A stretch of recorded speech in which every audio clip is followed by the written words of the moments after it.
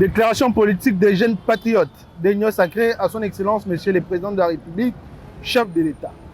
Nous, les jeunes patriotes de l'Union sacrée, réunis autour d'une table pour réfléchir au sujet de la politique et l'air afin de suggérer nos opinions aux autorités compétentes. Déjà fortement critiquée pour sa gestion électorale dans un passé récent, la République démocratique du Congo traverse une période affreuse, caractérisée par un véritable cataclysme si jamais les autorités de la République n'envisageraient au contournement du pire et à temps réel. De l'Est à l'Ouest, les différents mouvements insurrectionnels écumant ces zones habitées,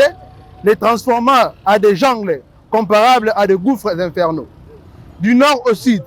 de conflits faussés avec phénomène tribalisme qui déchire les tissus sociaux et la cohésion entre Congolais sont autant de mots qui rongent notre environnement social. Face à ces drames inéluctables aux humains que nous sommes et pour ne pas être taxés de la non-assistance de la personne en danger,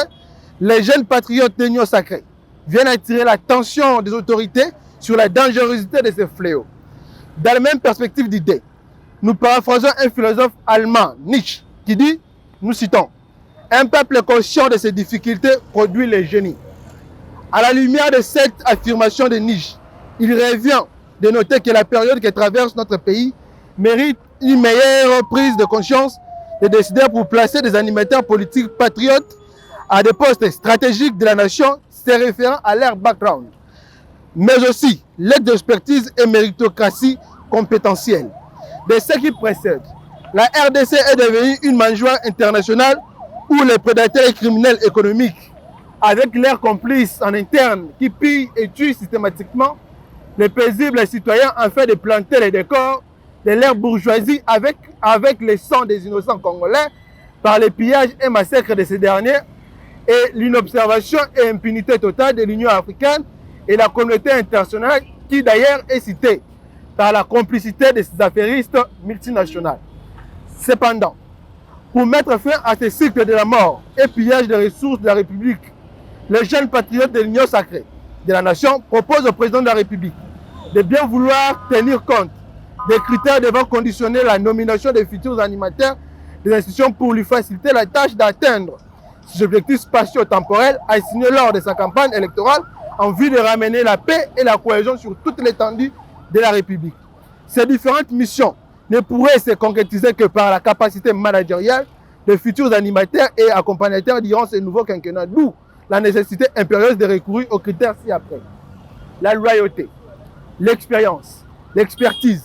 la compétence avec le carnet d'adresse de ces derniers. Dans ce contexte,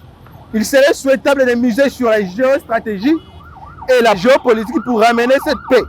qui passerait essentiellement et avant tout par la révision constitutionnelle en éléguant certains articles qui causent des nuisances impossibles à la République mais aussi constituent une base argumentative des ennemis pour nous attaquer et réclamer sous prétexte de leurs droits dans notre pays avec appui de certaines puissances occultes extérieures.